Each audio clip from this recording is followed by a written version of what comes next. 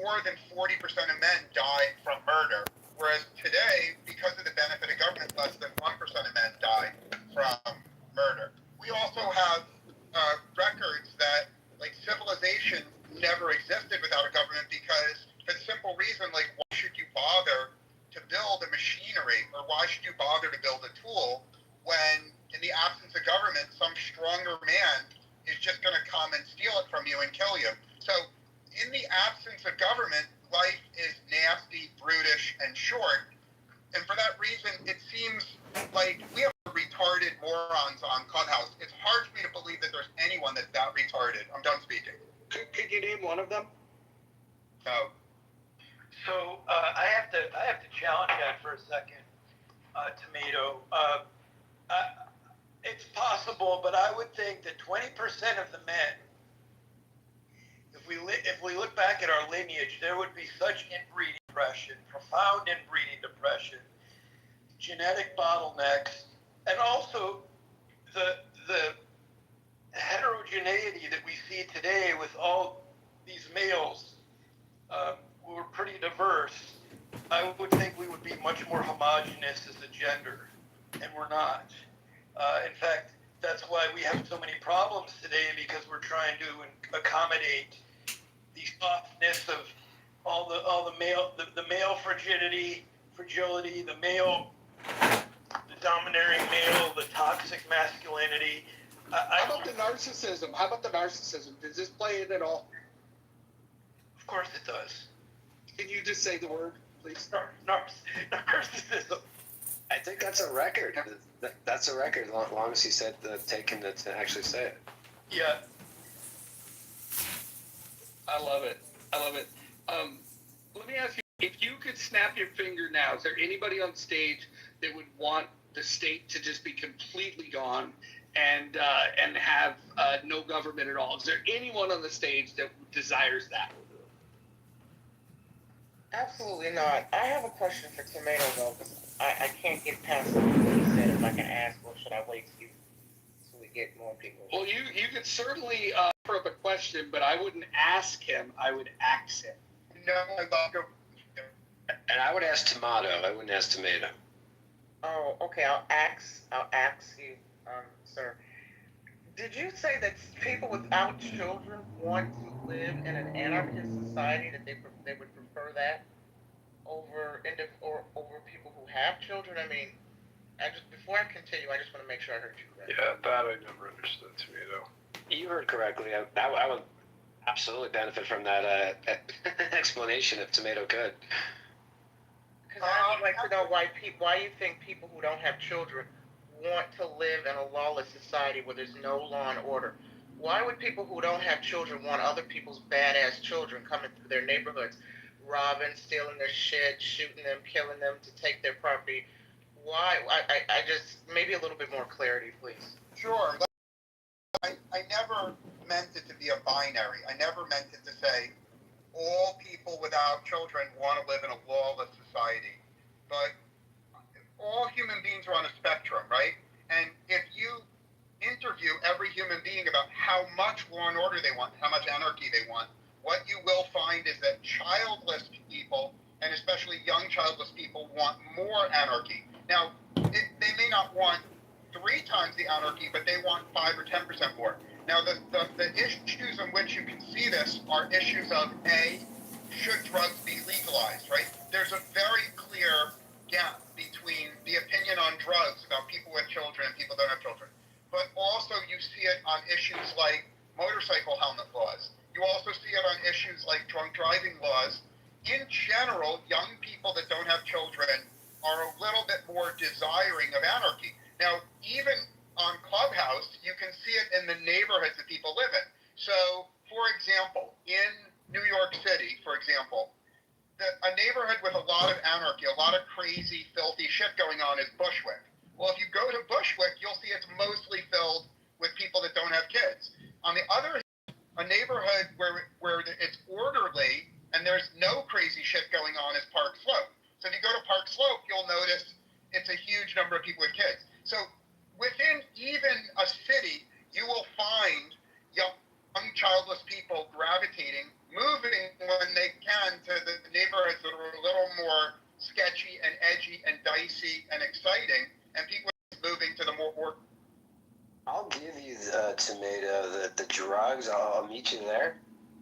Parents intuitively share or keep drugs away from my kids' schools, of my neighborhoods.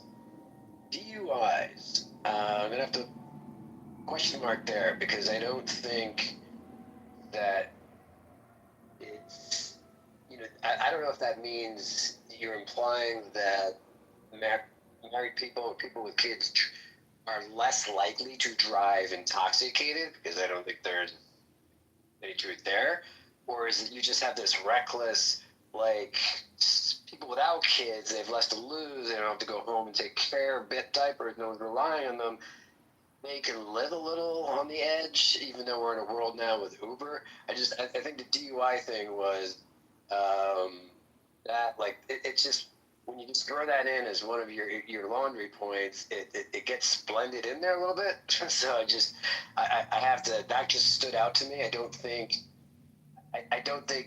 there's data or to validate that folks people who don't have kids who are childless are more reckless, are less likely to care if some drunk driver just killed an innocent family. Well, it sounds like you agree with 80% of what I said, and you think I'm stupid about 20%. So I'll take that as a win. I'm not even going to argue the point. Stupid was your word. I never used that. Well, I use provocative, irritating words just for effect. Interesting. Yeah, the DUI point in the motorcycle helmet. I never would have. If I had to write a list of anarchist behavior, the motorcycle helmet point. I don't know if that would be on the list. Dumb choices, perhaps. Living on the edge, being reckless, but. Well, no, I would say 4 years ago, Mojo and I used to get in polite disagreements. Very polite disagreements. Mojo, 4 years ago, to my recollection, was more of a classical libertarian. So Mojo, I recall, argued in favor of everyone who wants being allowed to ride a motorcycle without a helmet. And I don't criticize Mojo for having that view, but it was something that I remember pretty clearly him arguing for. And I argued strongly against that.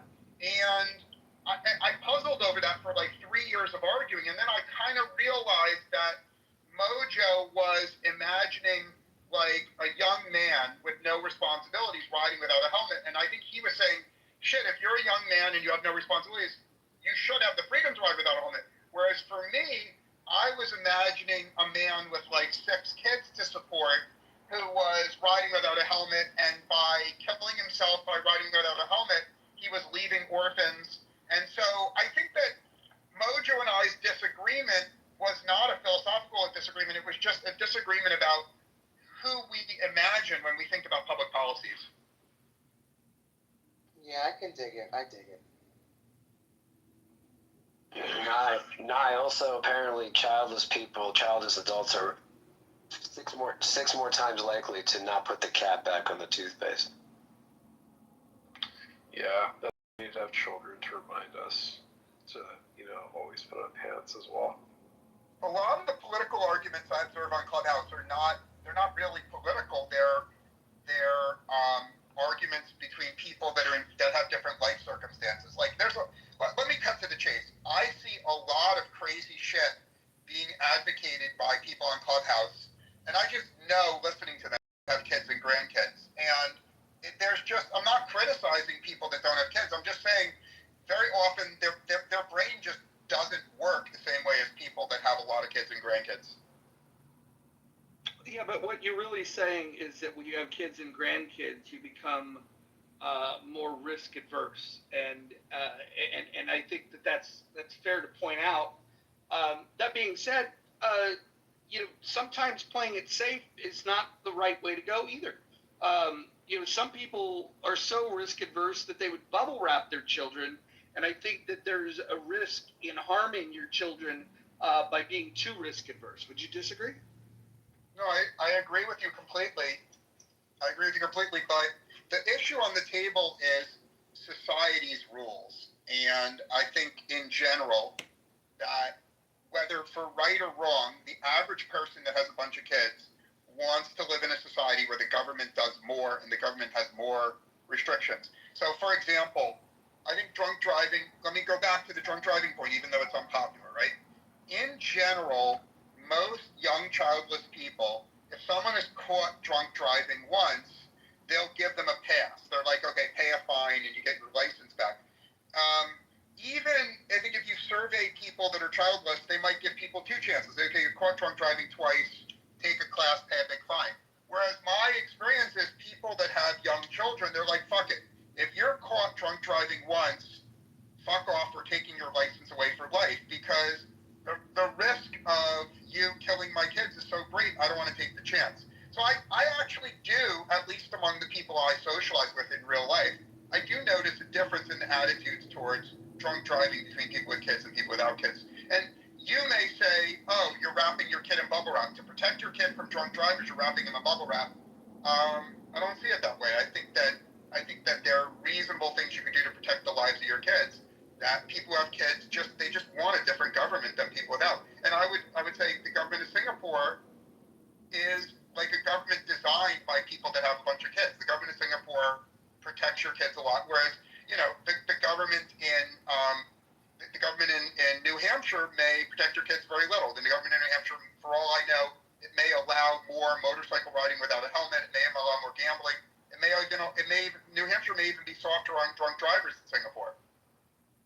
So here's what I would do if I were king for a day.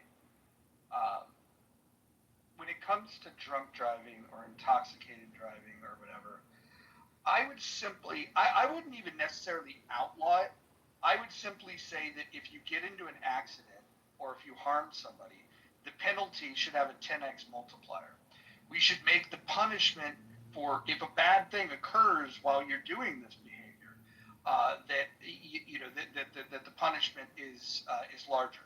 The one thing that's interesting, you can find these studies where they've compared drivers that are tired versus drivers that are drunk, and people that are intoxicated on alcohol can drive better than people that at a certain level of fatigue mentally.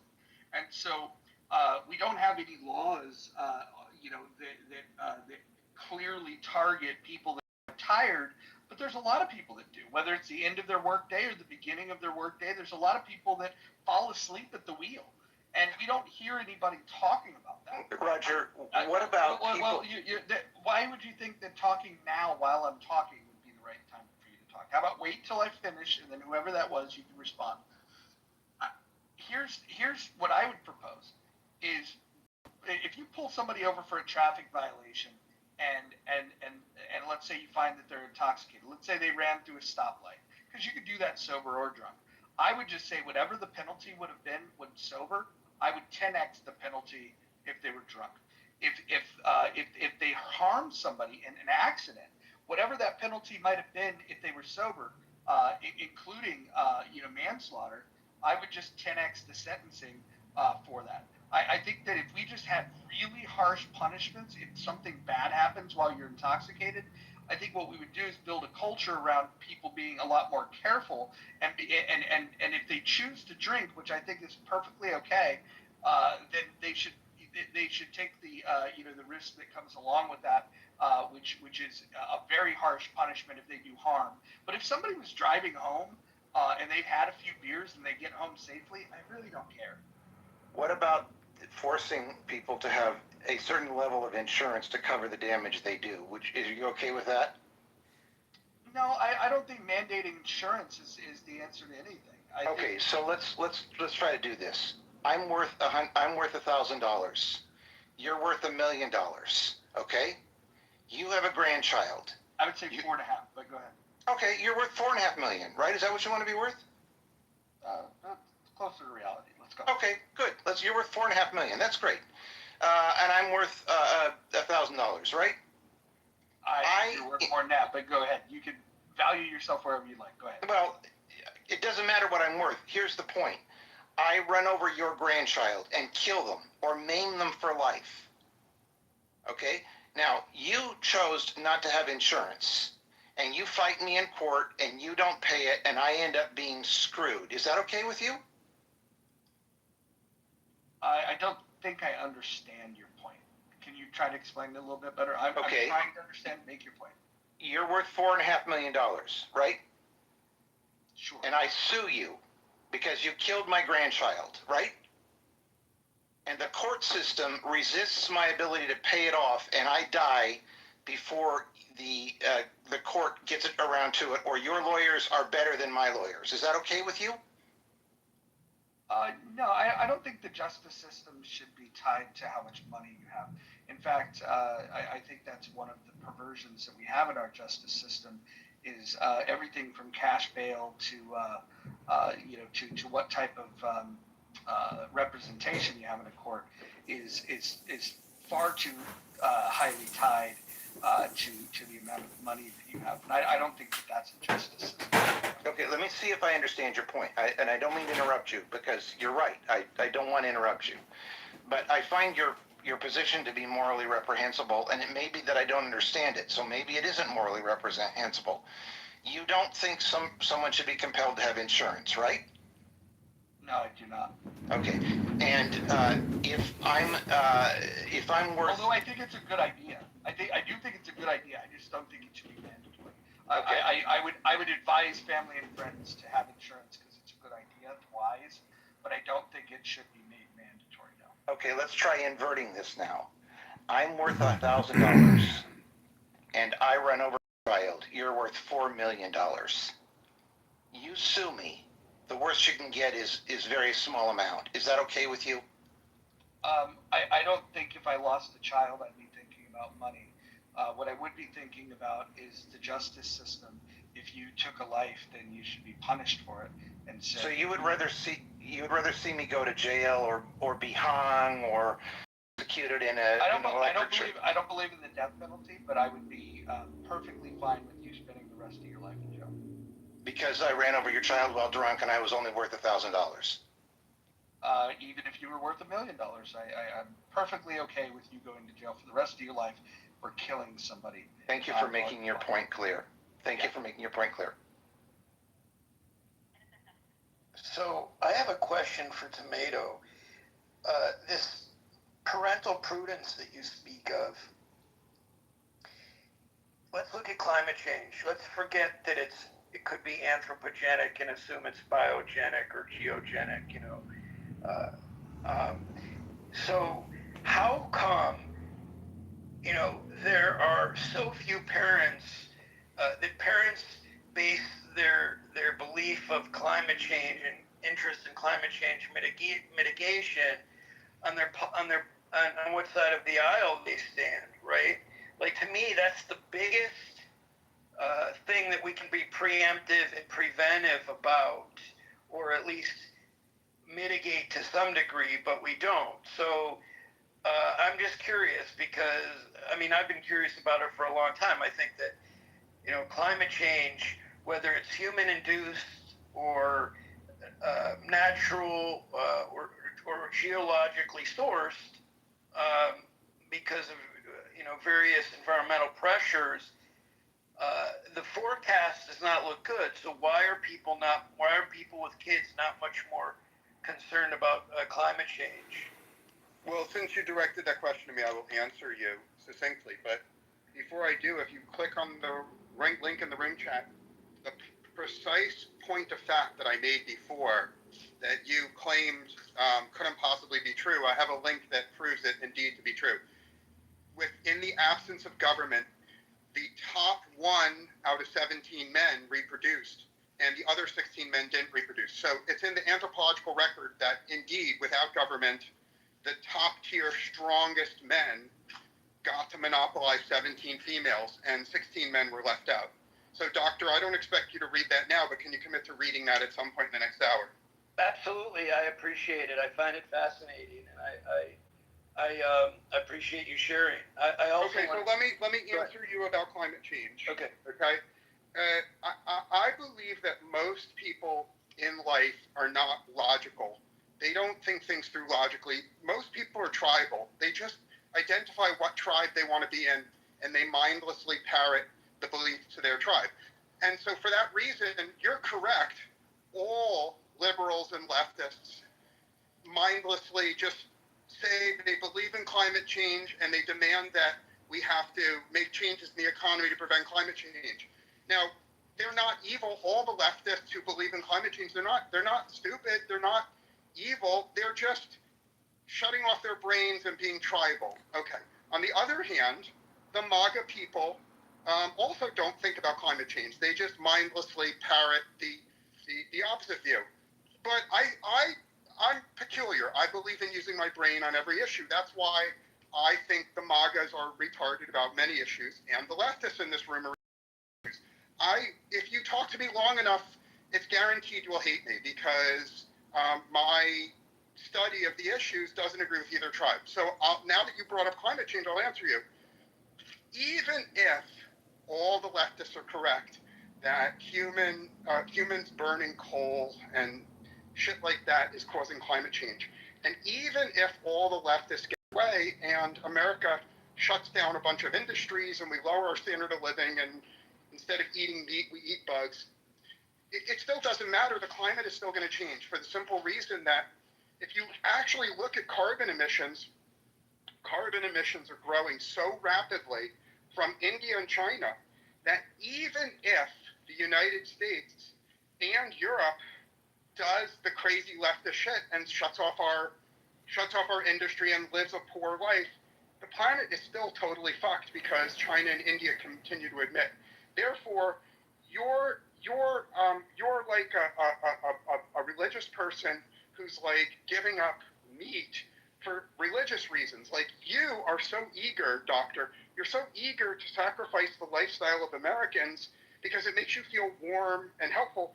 But even if you're right about the science, even if you're 100% right on the science, the world is still fucked no matter what standard of living Americans have, because people in India and China are causing all of the increase in emissions. Therefore, your desire to cut our standard of living to help the climate, it's a nice religious tribal thing that makes you feel warm and fuzzy, but it doesn't do jack shit for the environment, even if you're correct. Well, thank you. I mean, I appreciate it. I don't have nearly the passion you think that I do for it. I really don't care that much. But my point more is to the fact that let's just say that we have some control and we are contributing more than, say, East Asian, South Asian countries, right? The point is that people aren't making that a priority. Forget about where it's really sourced and what contribution they can have. In the mindset of people, let's just say, no one seems terribly worried about the floods in Texas, the fires in LA, the longer hurricane season, the longer fire season. I'm not terribly upset about it, frankly. I don't have kids.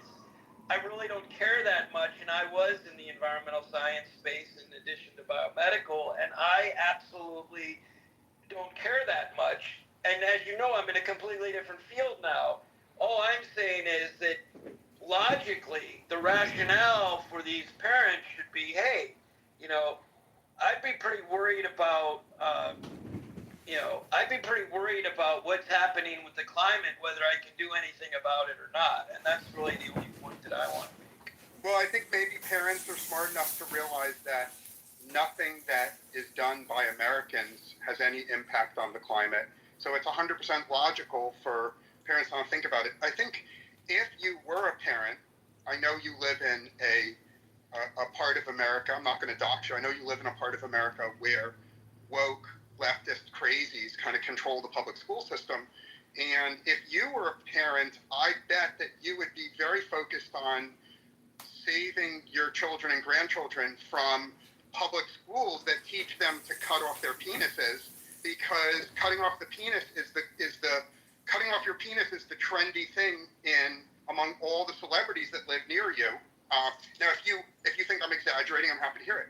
If you had children, I bet that protecting them from being taught to become trans in school or being other insane, dangerous shit is important. And then finally, something that's not political at all, I bet if you had children, you would focus at least half your time on trying to persuade them not to take fentanyl, because the number one killer of fentanyl near you the number one killer of children in your neighborhood is fentanyl. So I think that the climate change is a nice tribal, religious, like theoretical thing. But if you actually had kids, I think you'd be focused on more practical things. I'm done speaking. Tomato, you know who's the number one mule importer from Mexico for fentanyl? Americans. Contrary to popular belief, it's not the immigrants. Well, you realize that the creation of the cartel and the street gangs that sell this stuff on the street are both products of the war on drugs that's been going on since 1971. So until somebody wants to talk about the war on drugs in a meaningful way, I think both parties are complicit in the drug trade and the propping up of both street gangs and cartels. Well, and also, actually, speak of the devil, on August 11th, the book is coming out. It was reviewed in Rolling Stone about special ops units at Fort Bragg, essentially the Delta Force members, Green Beret Station in Texas, elsewhere, are implicated in facilitating a lot of cartel operations across the border, and it's kind of fascinating. So that's a whole other thing. I'd love to do. I haven't done a room in years, but I'd love to do one on that because it's such a fascinating topic. But anyway, let me ask you a question, Dr. Jordan. Do you think if somebody that chose to use cocaine or heroin could go into a dispensary where packaging was clearly labeled that their product was fentanyl free, do you think that the average drug user would opt to buy that versus rolling the dice with purchasing fentanyl laced products? I doubt it. I think when you're an addict, you're gonna roll the dice. Well, that's assuming that you believe that that they enjoy rolling the dice. Maybe, just maybe, we should take into consideration that the addict they want the drug of choice. Maybe they want the high from cocaine. Maybe they want the high from heroin, without the risk of killing themselves with fentanyl. Now, I agree that if they didn't find the fentanyl-free variety, that evidence shows that they are willing to roll the dice with those drugs, because what you're comparing it to is not getting high versus getting high with the risk of high risk of death.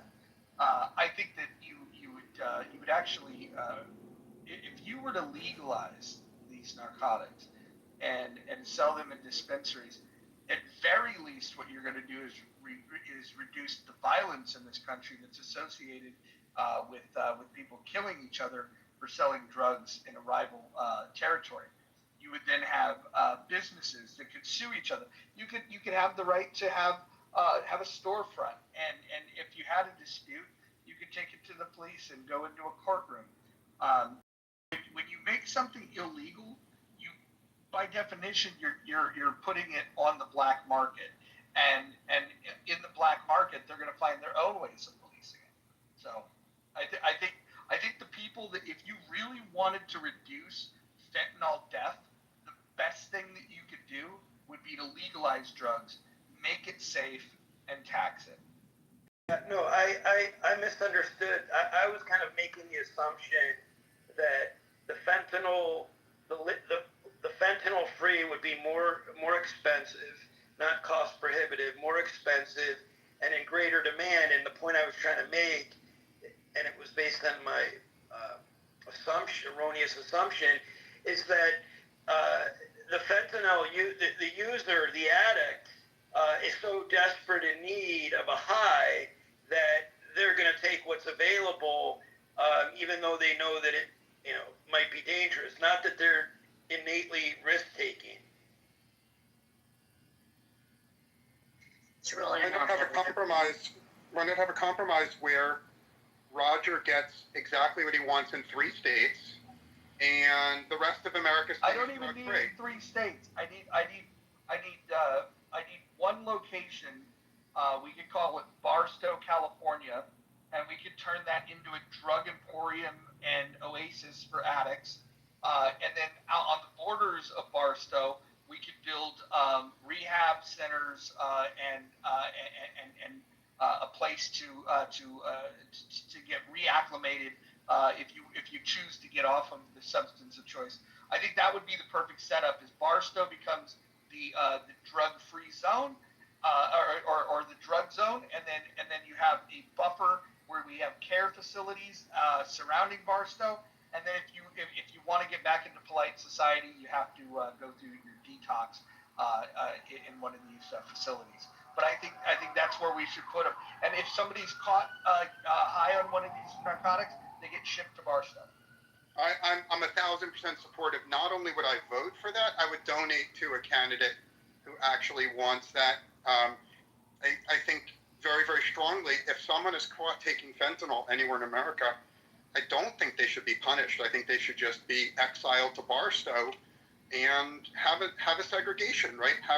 Have a big part of America where people can take as many drugs as they want, and then have the rest of America be drug-free. Who could argue with that?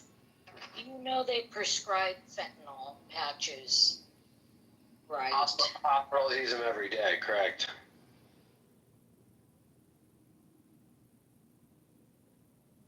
But obviously they're not using them at the lethal levels that addicts are. Right.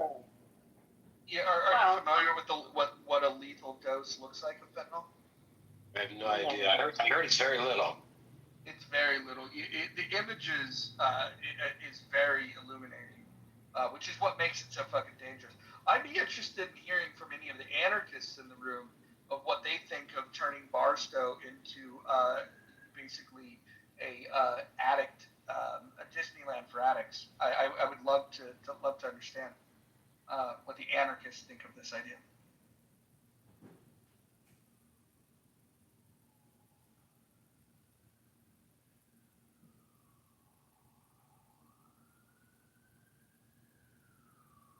Well, that being said, Abby, let me tell you, Barstow is a shithole, and it's interesting because if you go through Barstow, they have old train cars that have been turned into Subway, McDonald's. It's a fascinating fucking place.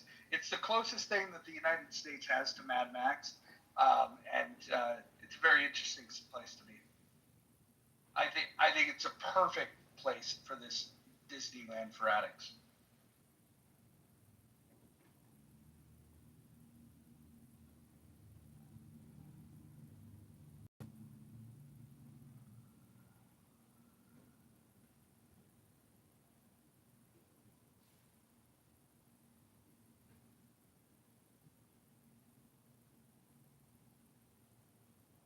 I'm with you on the 10 times, whatever the charge is for one.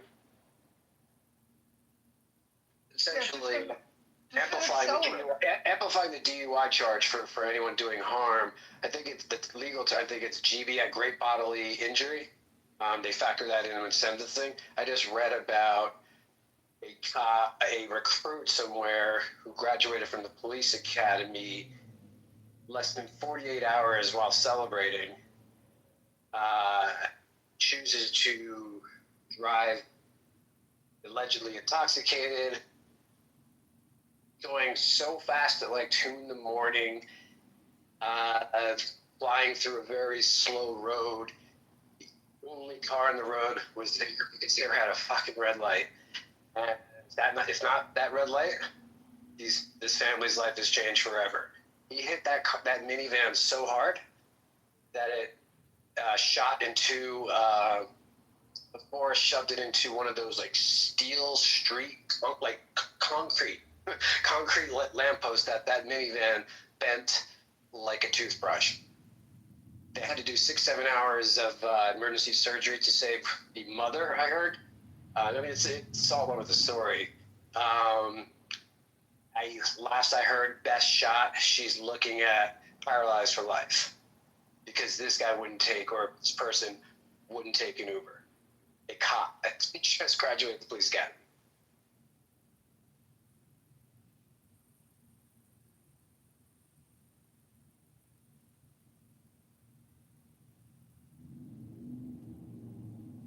Messi, how do you think certain religions would do in an anarchist society? Do you think there would be compatibility between? Say hi. Oh, Can you ever sit right? oh, you cutting back in? Sorry.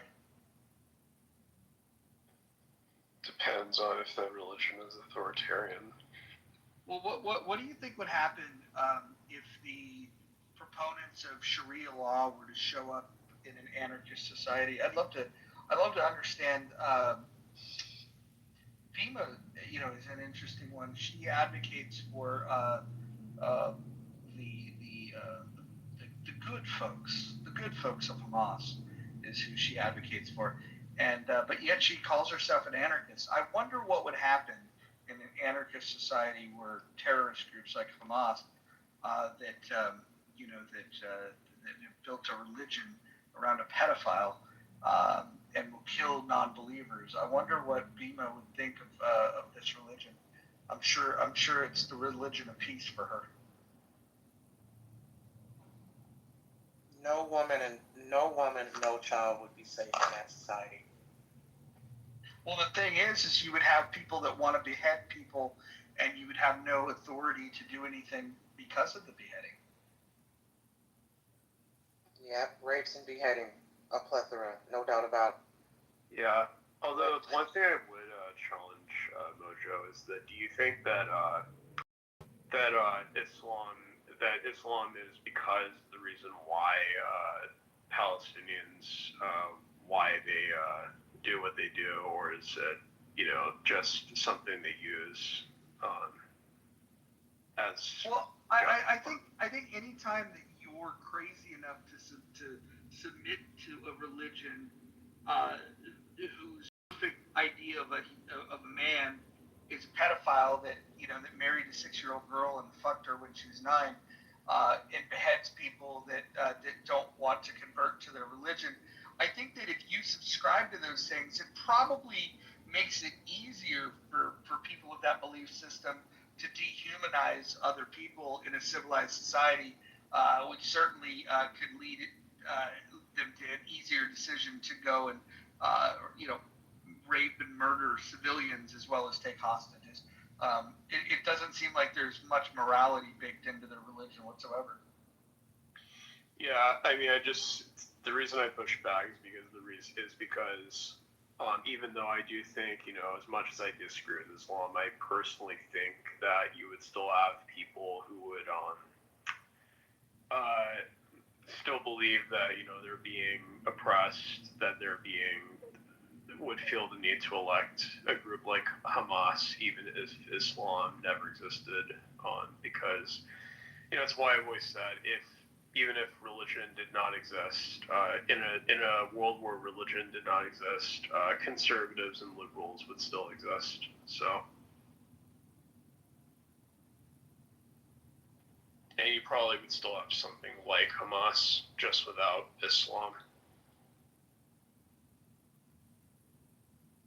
Welcome, Marshall. Marshall, what do you think of anarchy? I think Madison had a great idea. If men were angels, there would be no need for government. If men are fucking angels, there's always a need for government. If men were what? Also, If men were angels, there would be no need for government.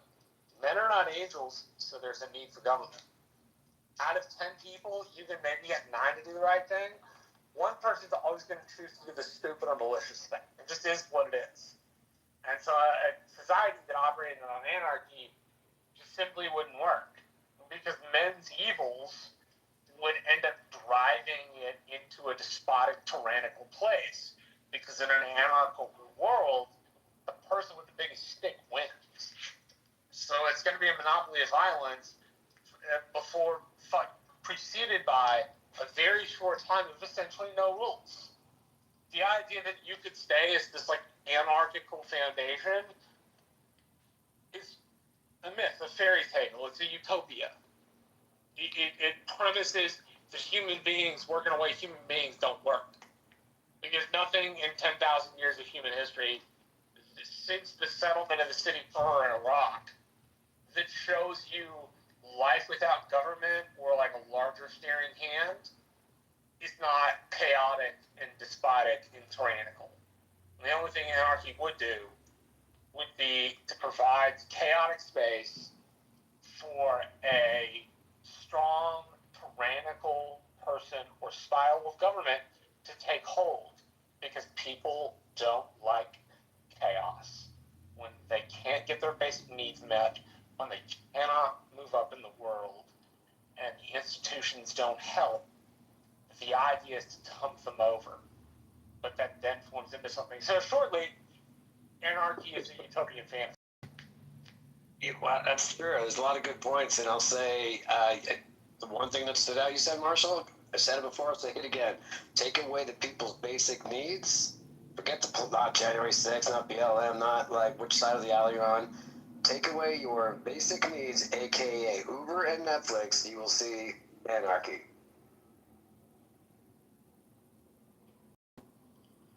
Yeah, That sounds like Reddit circuses from one of the Roman emperors.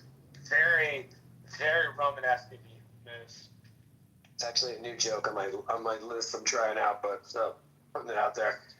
Yeah, I mean, I think about just last night, the power was out, and I felt like completely like going out and driving off a cliff because there was no electricity. So that there's nothing could be more true than that. Absolutely. Your Wi-Fi goes down for like more than 20 minutes. You contemplate things. I mean, you just like, it's how did they do this? How do we do this in the 80s? Not even 100 years ago. You look at societies that have periods of anarchy, it just comes to the person with the strongest stick. And the thing I genuinely hate about utopian thinking is that it imagines human beings today are any different in motivation from human beings 7,000 years ago.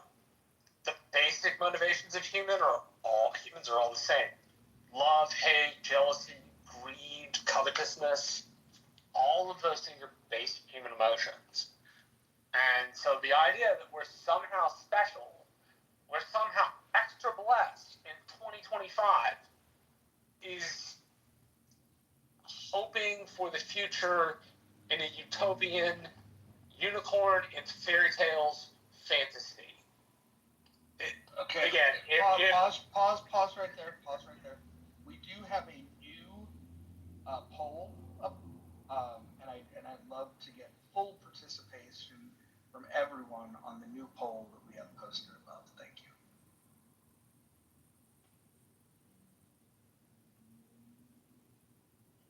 El Normo's here, the person that I voted for president.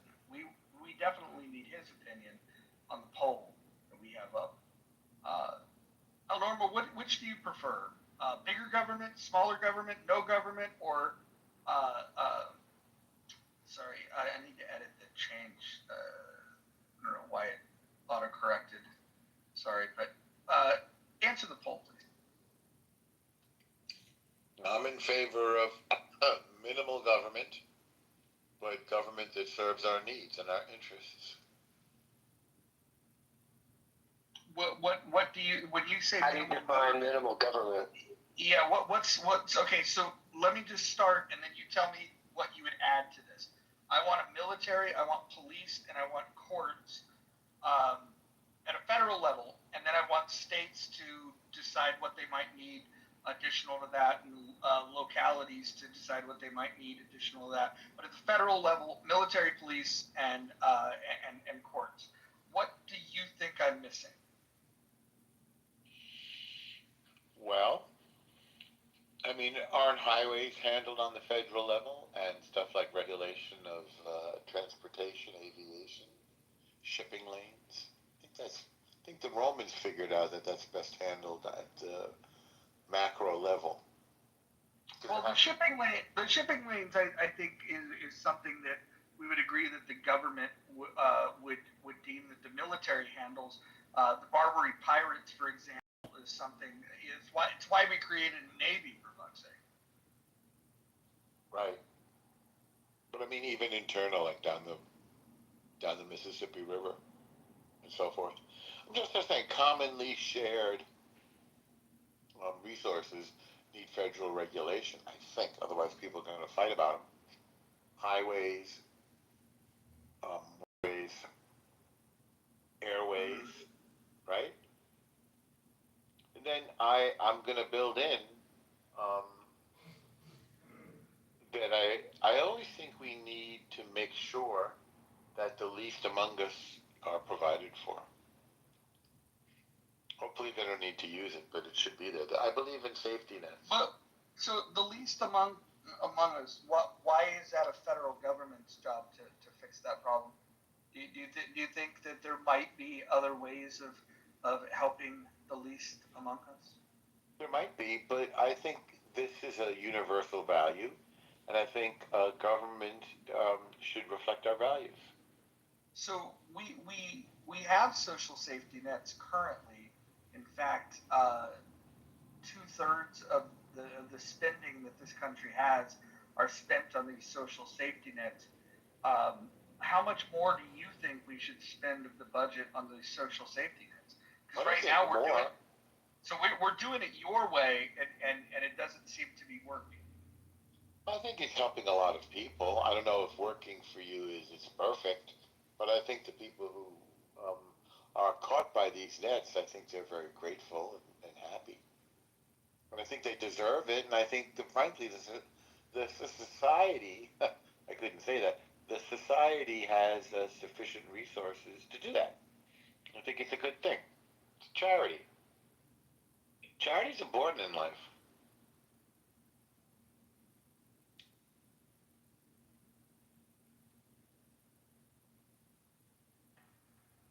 Did you remove the poll? It disappeared. Yeah, it's interesting. I wanted to comment. Government big enough to give you everything that you have can take it all away as well. Is that from a fortune cookie or something? No, that was Barry Goldwater. That sounds worse. Yeah, your poll disappeared, Roger. All of you guys are wrong. We need a strong government, strong central government. No local governments. Local governments are the issue.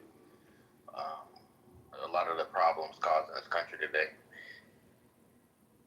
I want to know what John thinks. John, are you Wait, there? hold on. We just heard from a troll.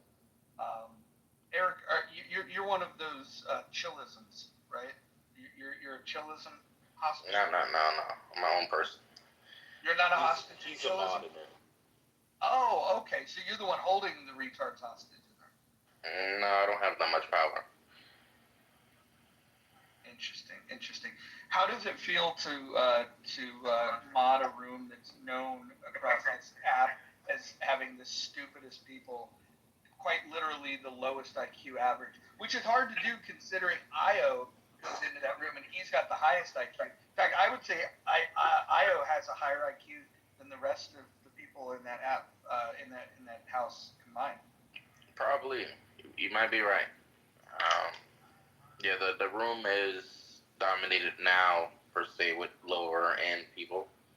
But it did start out like that. Well, why do you guys let people like Concrete and Ike drone on about dumb shit that they don't know anything about? Like I said, I don't have that much power. If it was up to me, they would have been kicked out. Well, that's fine. All right. Well, you sound reasonable. I was in there and heard those two arguing for 45 minutes about who understood Hegelian dialect better. And they were, again, 45 minutes they were arguing about this. And I got up on the stage and I challenged them. And within about 5 minutes, they both acknowledged that neither had even read Hegel. And that was what passed for a conversation in that room. It was very, very interesting.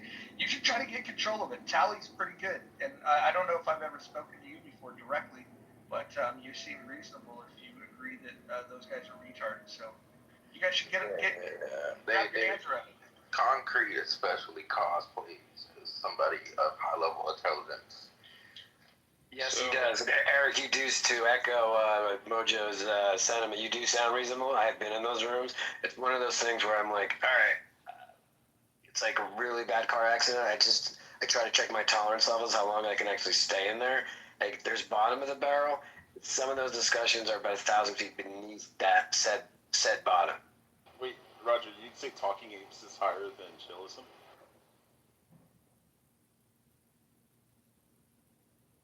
I would say it depends on the day. Well, if you like Talia, then you'd like Eric, because Eric and Talia have a little thing.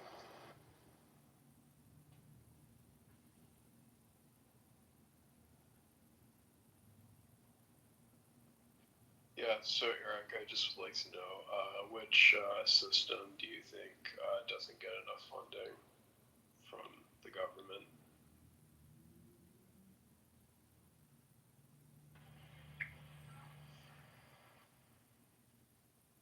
My bad, I was eating some food. Ask the question again. Yeah, my question is which program in the government do you think is not funded enough? Social programs, mainly like welfare, education, stuff like that.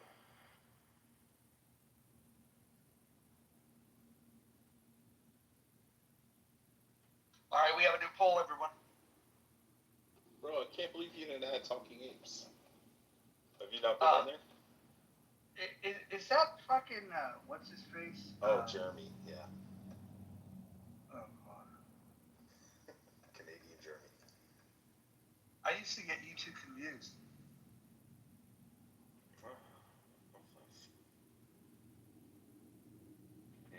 See, one's a communist and one's not.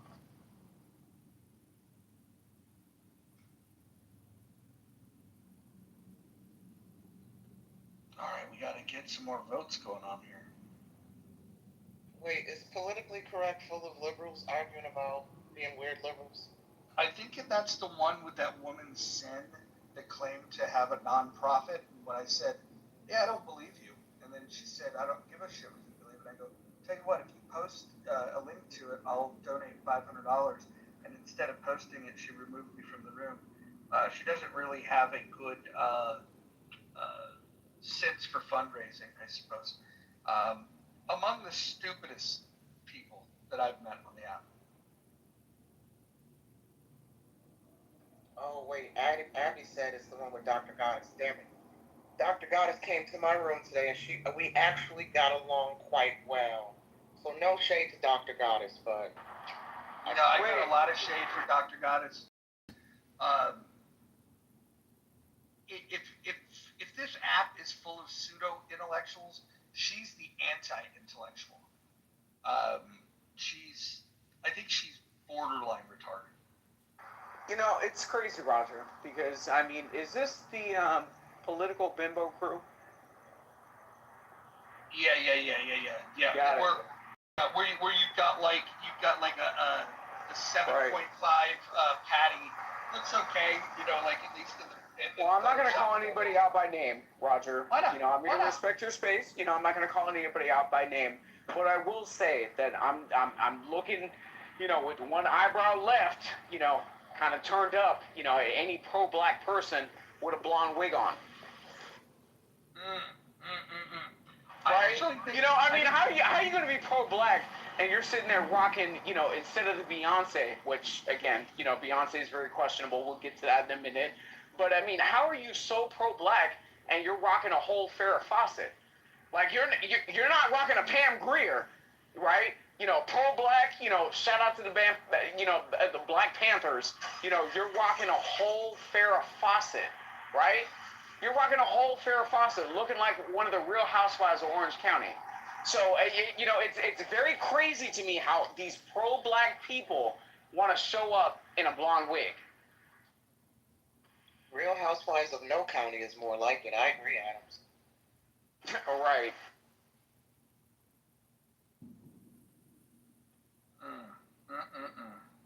I think Isn't that crazy, funny. Roger? You know, cultural misappropriation, reparations. You know, I mean, should white people be paid reparations every time a black person wears a blonde wig? Especially if they're wearing the blonde wig and Lululemon. Right. Thank you. And if they're carrying one of those stupid-ass dolls, Adams, what's the name of these dolls that they're so popular right now? Yo, I feel like they should be paying Armenians, right, reparations for the bust down, right? Because you know the bust down came from Cher, So at the end of the day, Armenians should be paid reparations as well. Nah, you follow media like celebrity. Do you hear about that? I mean, I'm not even going to get into Kim K that, changed the whole beauty standard. Nah, did you hear about that paranormal guy who had that mysterious haunted doll and suddenly died and was found dead with the doll who died suddenly? Moose, I've been obsessed with this story for weeks, and I've been tracking the follow-up. They claim the doll went missing after he died, mysteriously / natural causes, and the Annabelle doll was nowhere to be found, allegedly. That bitch was on the run. They finally found the Annabelle doll, allegedly. Some comedian, I just had his name, Mike Riff, that could be wrong. He is now, according to Twitter, the new proud owner of the Annabelle doll, and he purchased Ed and Lorraine Warren, I believe is their name, the Conjuring couple. He purchased their museum, their house that housed the doll, according to Twitter today. So I've been following this story for weeks. It's been the most fascinating story to me in pop culture in the past month. Absolutely.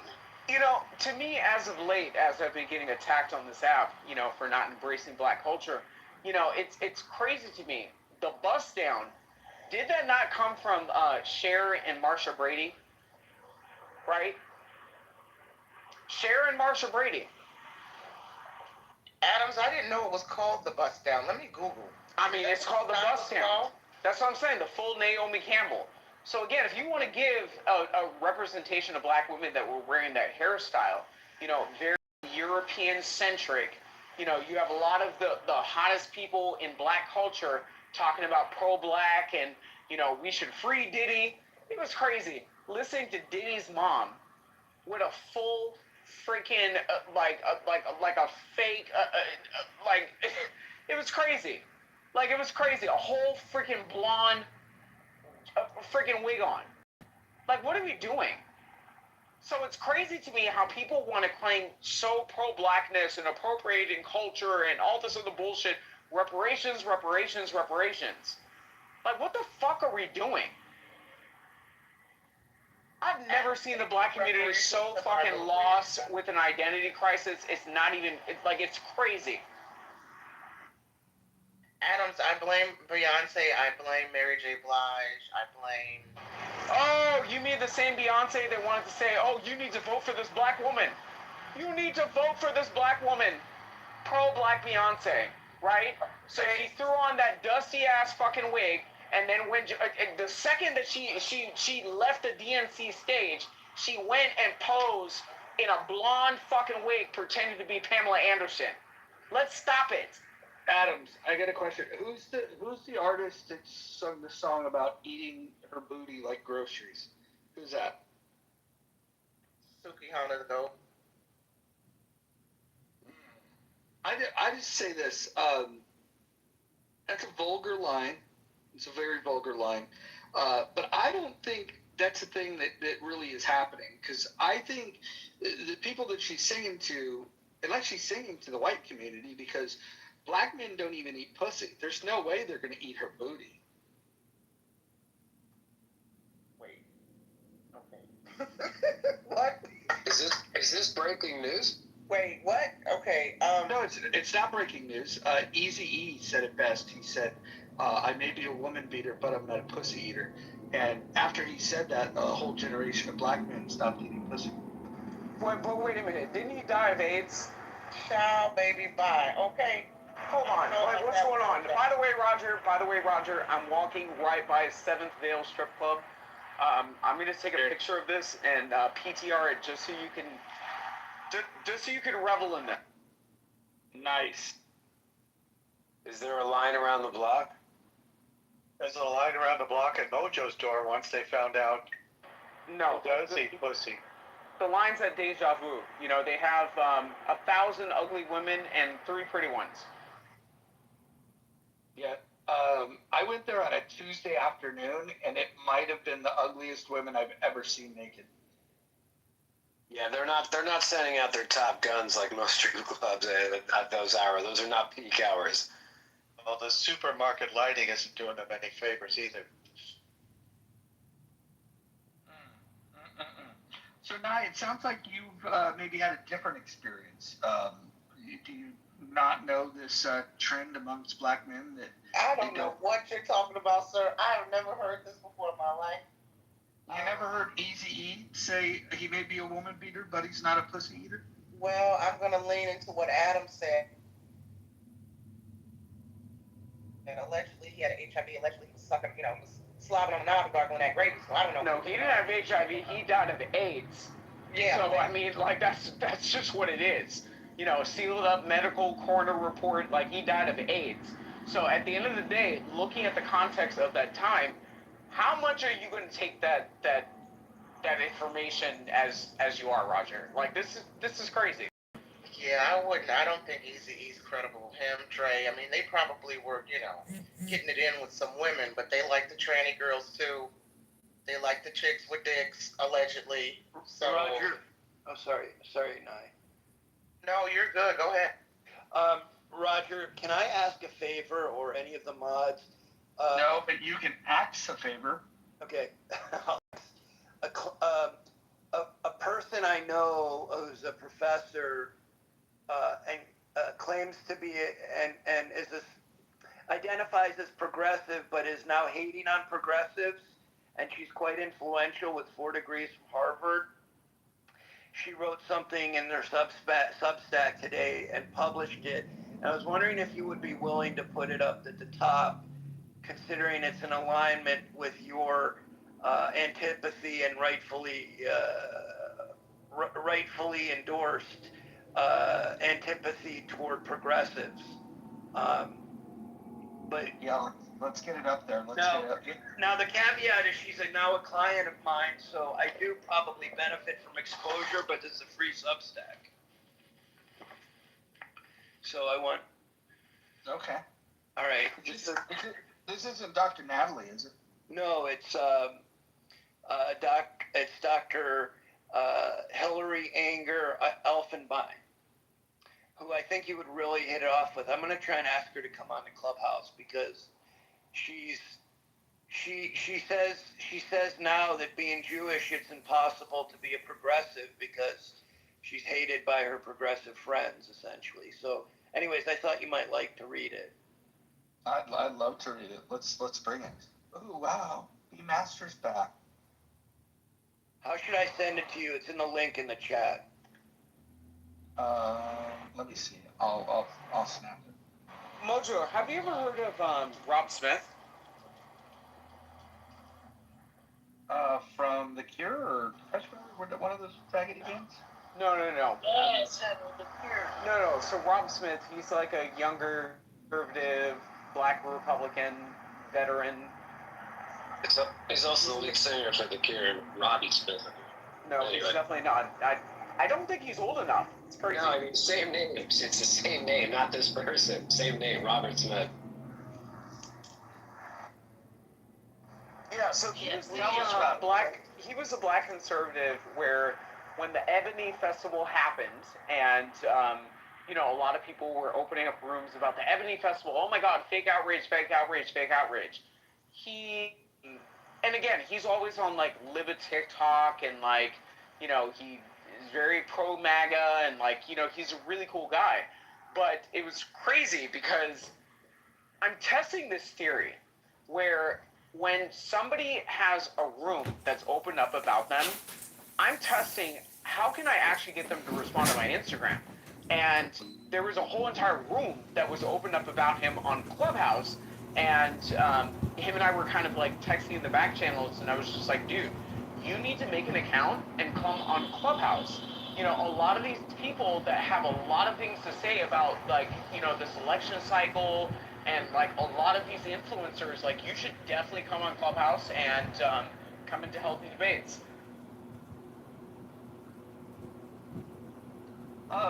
Here's the way that we used to get people back in the heyday of Clubhouse. There's a lot of people that didn't want to download something. Right? That was a big turn on for people. In fact, there was sitting congressmen that would have, but they just didn't want to download the app. And you can talk to Justin Higgins about that when he was